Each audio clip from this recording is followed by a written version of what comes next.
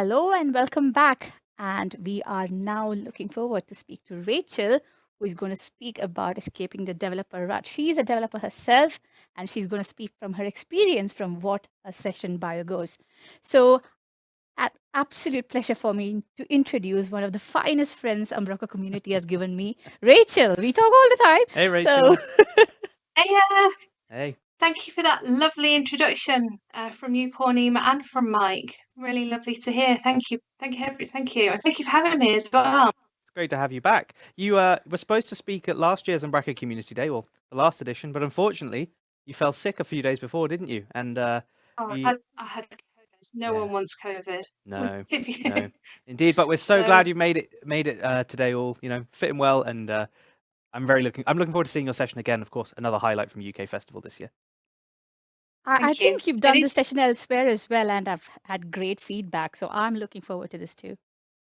Thank you. Yeah, it is slightly tweaked just for time, but yeah, hopefully you all enjoy it. Well, you are going up against Kim, so we've got to. No one wants to ruin Kim's Christmas surprise, whatever that's going to be.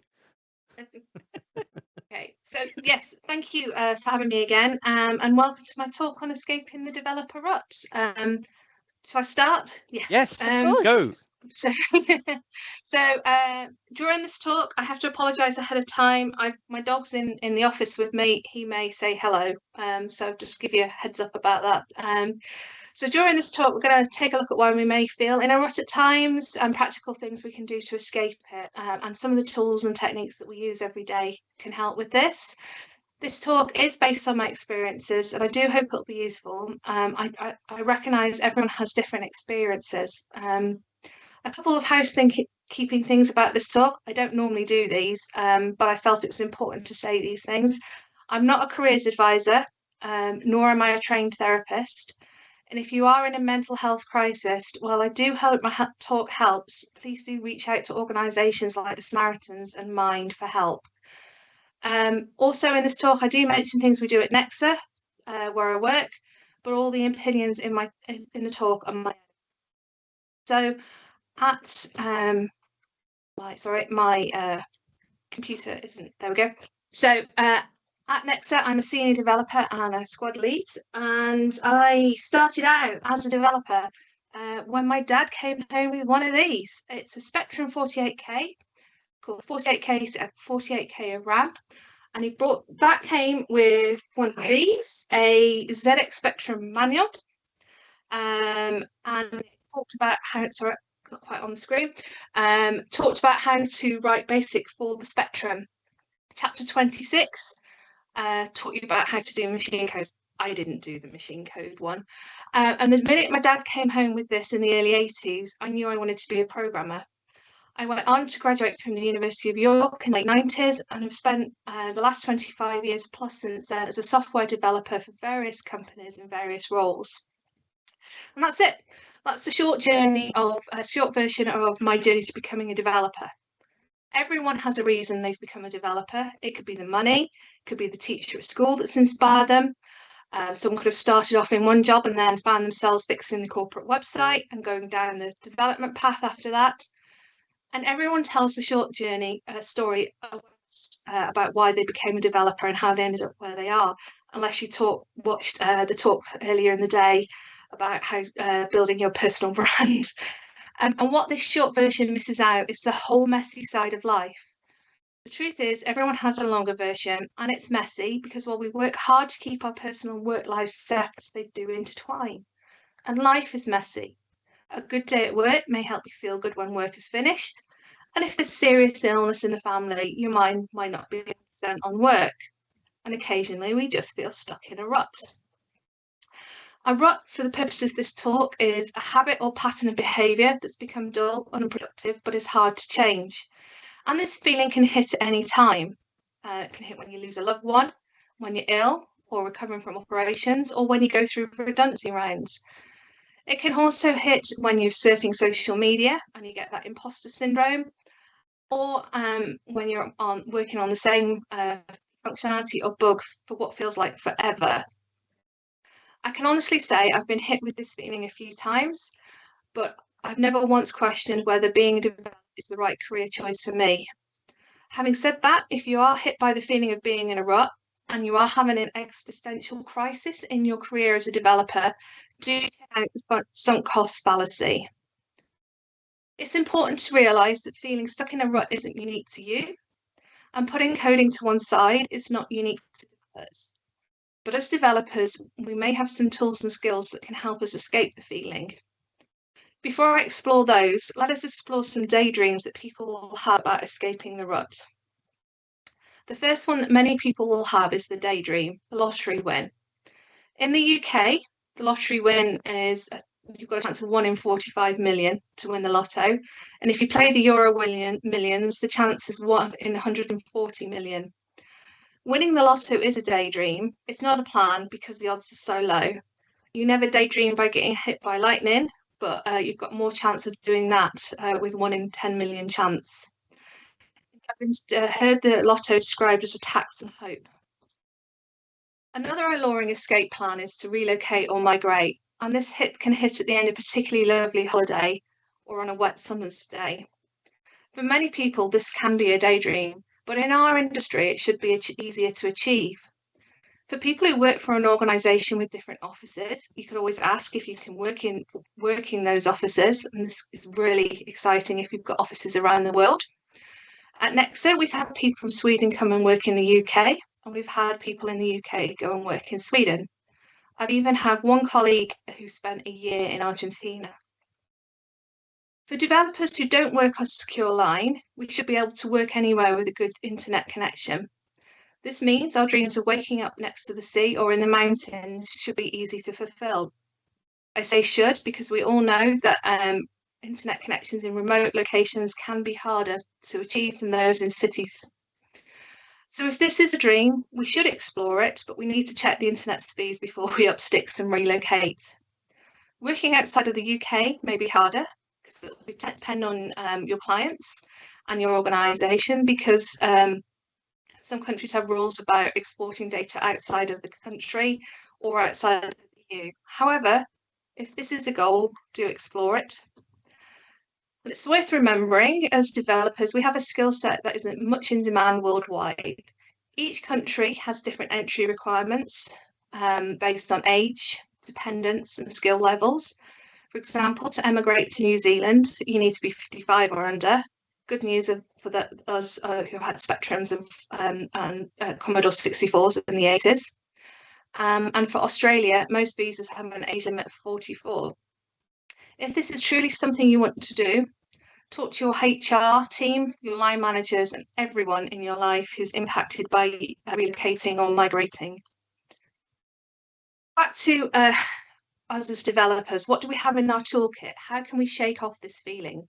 For me, the first step is recognising it and acknowledging it. And then if we're not sure why we feel this way, the general advice is to keep a diary with brief reflections on the day to spot patterns of both bad and good habits.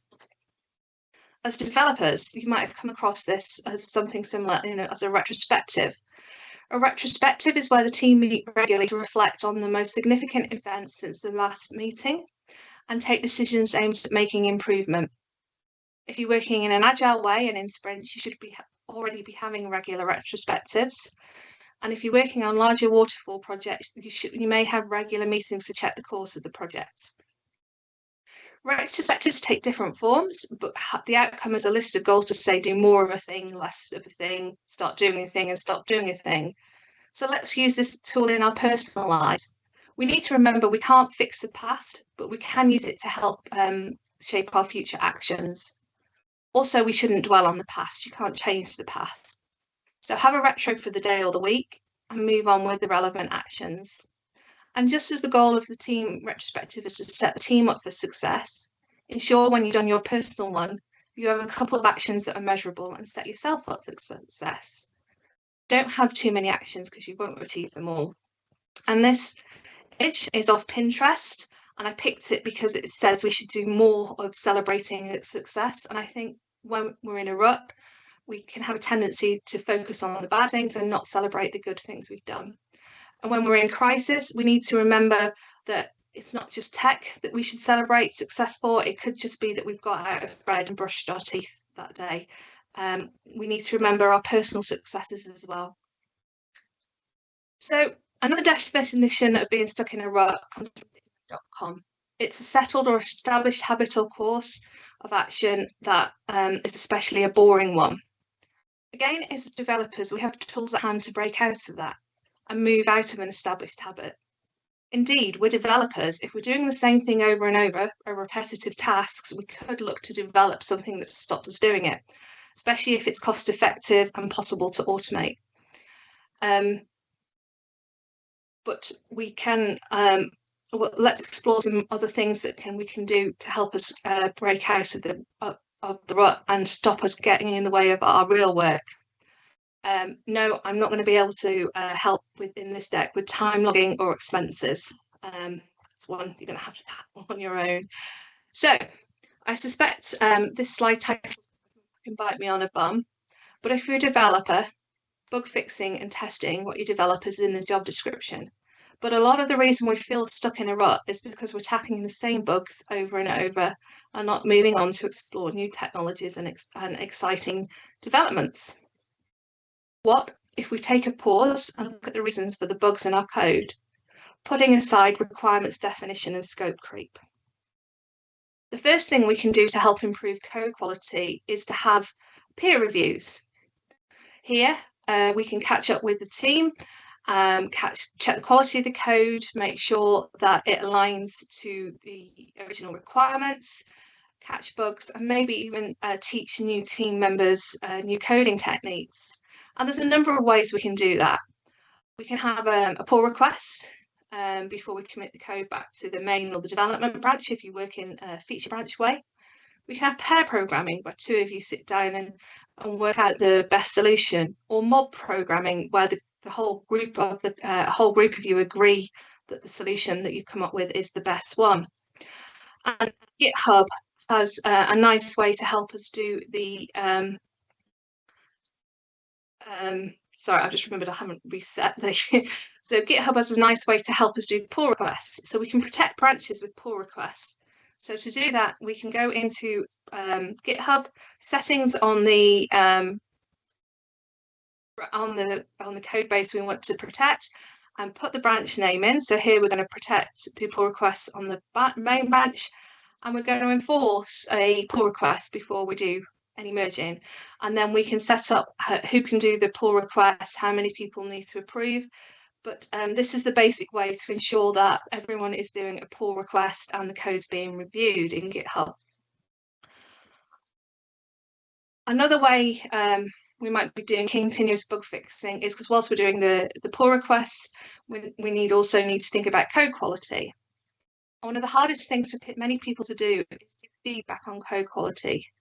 But if we're continually looking at other people's work and thinking it could be better, then we need to have a discussion with that person. It may be that they've seen the approach that you like, or their approach is better than the one that you like, or there's a reason for the messy code. It could be time constraints, they could have inherited the code. And discussions on quality are hard, especially for someone who's junior talking to a senior about it. But they're easier when there's an agreed set of standards. For example, WCAG standards for accessibility, or the Microsoft standards for coding.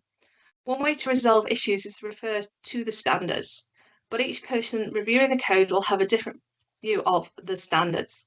And we have a number of tools we can use to help enforce the standards. And by using these, we can look to review what the impact of the code is doing and whether it solves the problem rather than looking at how it's written.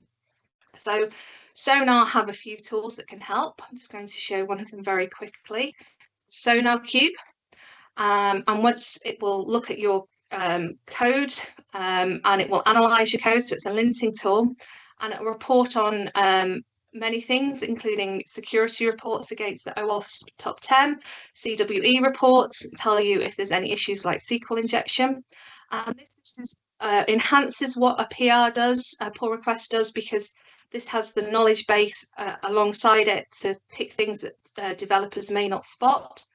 So it's a nice tool to include.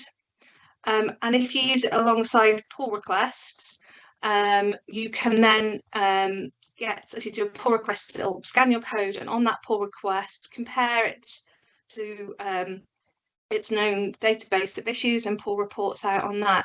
And then you've got, as a you've got something to sit alongside your review to decide whether you're going to accept this code.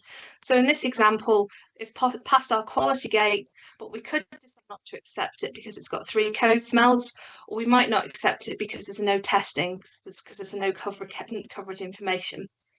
So you can use it as a decision tool. But we also have things in Visual Studio that can help us all have the same look and feel to our code. So we can use editor config in Visual Studio. This is some code I'm playing on at home to automate the greenhouse.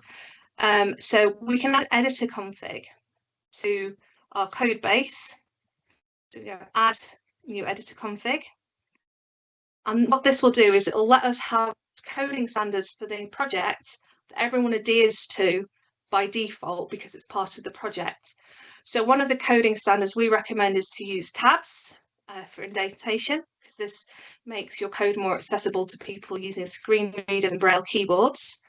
But you may also want to enforce, have a naming convention, say where your using directive should be inside the namespace. This is just for an example. So we're going to set inside namespace, and because we want to enforce it, we're going to throw an error when we compile it. So now if I go back into my program CSS, sorry, I'll save that. Oh, go back in, it's underlined with an error. So if I move that now inside my namespace, because of that setting on editor config, the errors have gone away. I wouldn't have even been able to build that code base in this example. So editor config can help enforce a consistent style across the whole project and across everyone who's working on that project.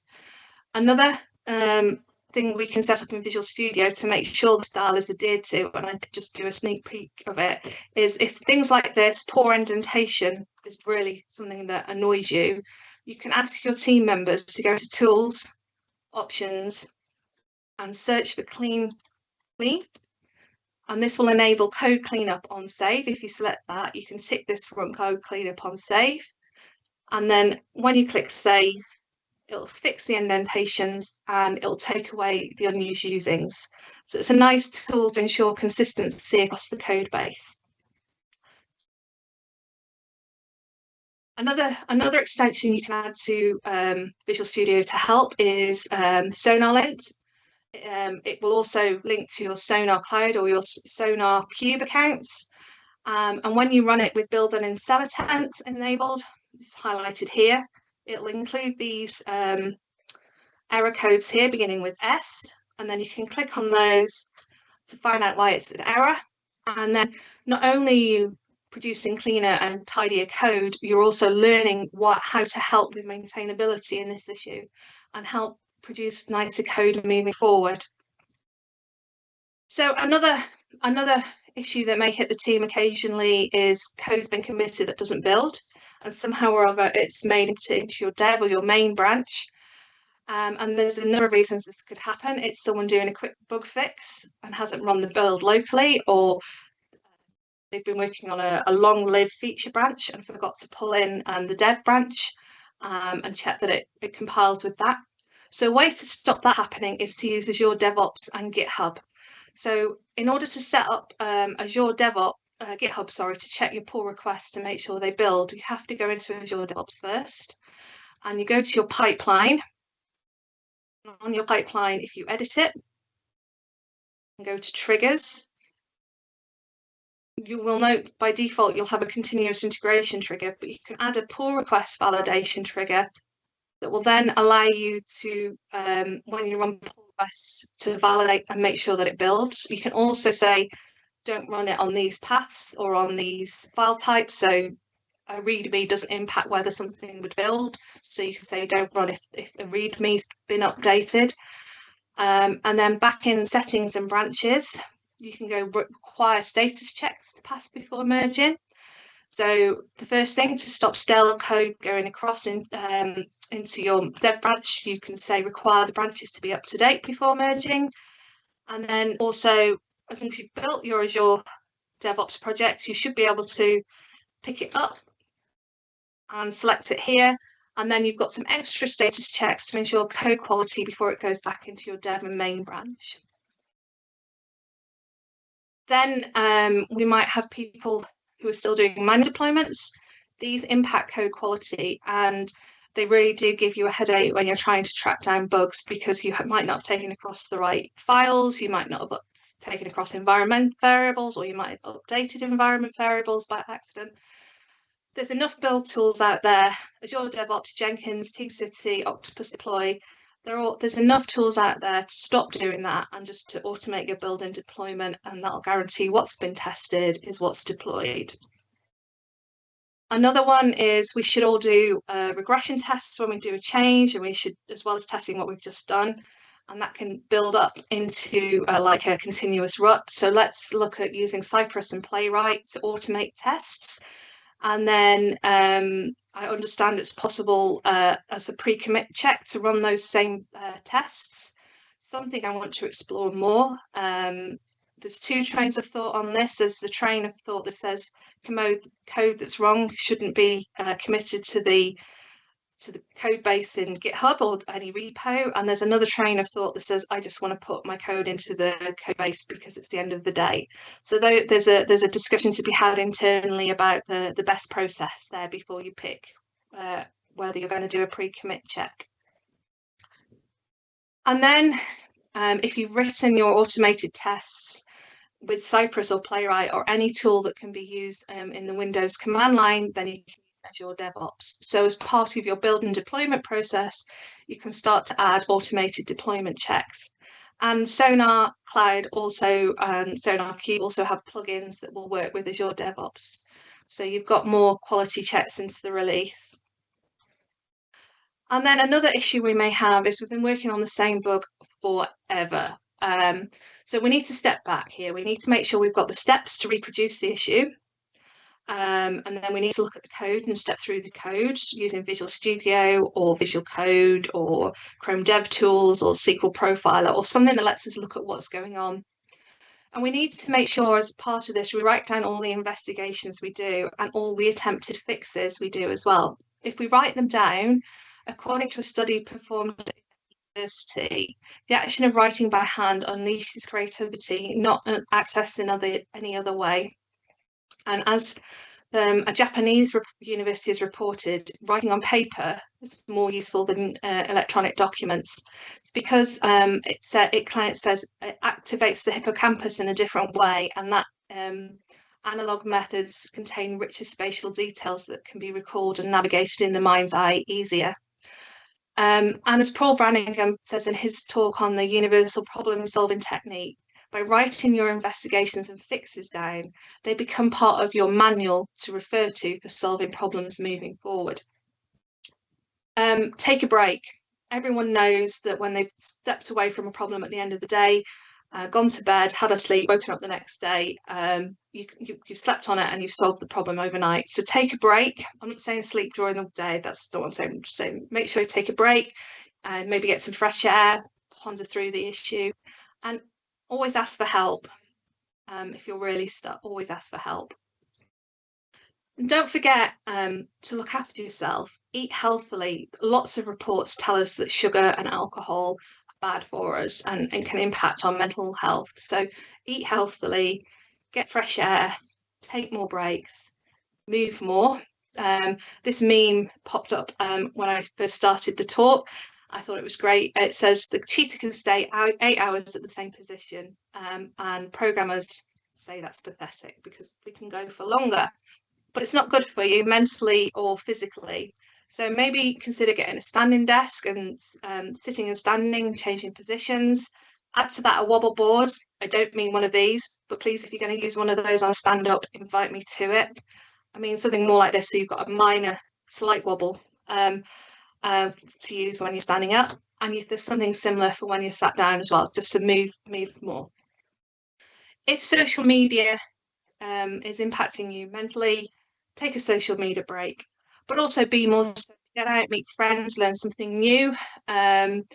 These all come with new contexts and provide new perspectives, and do stay away from anyone who could keep you in the rut or bring you further down, just until you're back out and in a good place. take inspiration from past you. What did you do to get out of rut previously? But also, as Hallie says here, be mindful of repeating past misbehaviours that made you go deeper into the rut. So Hallie says he went to a psychologist and told her about his anxiety, which in large part comes from burnout and exhaustion caused by working too much. She asked him what he wanted to achieve, and he said, I want to be able to work as much as he used to. She just looked at him because he would be repeating going into burnout and exhaustion by working as much as he used to. Don't forget, if we're stuck in a rut sometimes, other people will be. So ask people if they'd like a second pair of eyes on a bug. Show people they're appreciated.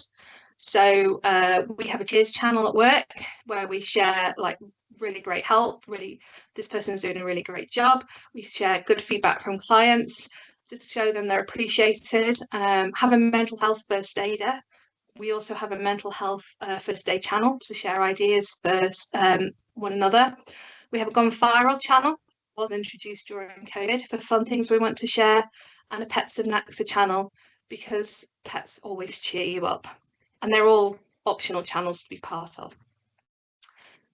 Write a blog post. You've just written notes about an issue you've had a long problem solving. Other people might have got the same issue.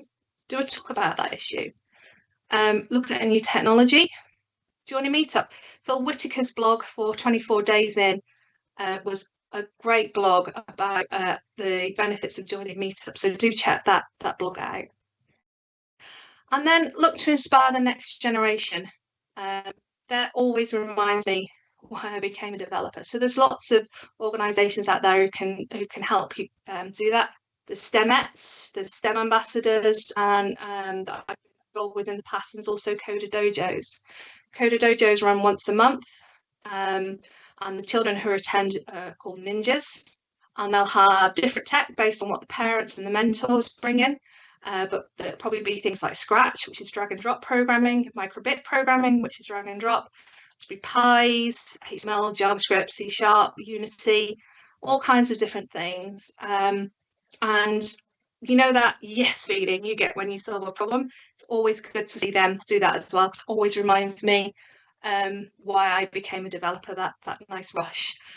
This video is where a parent attached a microbit to a big track to control the wheels, and then the ninjas were asked to pair it with another big track using radio and use the attach it to a microbit using radio and use the accelerometer on the microbit in their hand to control the big track. This is how it worked. It was particularly great.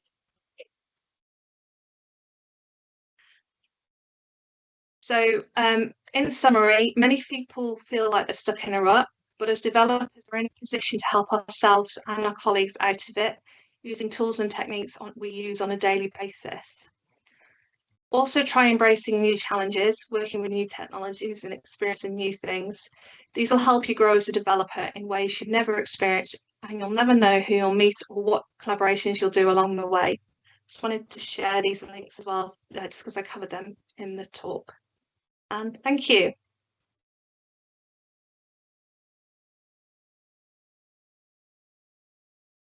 A passion for the subject Oh, and yes, a sorry. really, really good meme about cheetahs and programmers who can just sit for 8 hours. We spoke about this Yeah. while we walked in today morning, Callum. Yes. The need for that, Yeah. walking and getting up and standing up and walking about. So I'll constantly keep reminding myself of that meme just so that I take walks. So Yeah, you're in the zone when you solve a problem, and you just want to get that problem fixed. And I think that means we don't move so much, and that might not help in solving the problem. Definitely doesn't help in our daily, in our physical and mental health. Just staying in one There's a lot to position. be said for walking away from something and coming back with a fresh mind. Often that could be overnight, or it could even be a bit longer. I've had problems that I've sat and worked on for a long time, and if it's not pressing, you don't maybe you park it for a while, and you could come back, I don't know, the weekend, and someone suddenly it's in your head going, oh, that's exactly the solution. You wake up with the solution in your mind. So sometimes it just comes naturally to you if you take that Yeah. step away, or even just you're blinkered by looking at something for far too long. That yeah, coming back with a fresh pair of eyes or getting a colleague in is definitely the way to go. Absolutely. 100%. It's just talking to yourself, that staring at that screen for 8 hours is probably not going to give you the solution. Just stare away, enjoy what is outside. Completely. Awesome, Rachel. It's been lovely. Thank you so much for joining us, and we'll Thank you for hopefully having see me. you soon. See you soon. Great talk. Bye. Alrighty. Okay. Well, it looks like we're now at our exciting lunchtime break, but Yes. give us 30 seconds. We'll be back with a Christmas quiz from Kim. Don't go anywhere.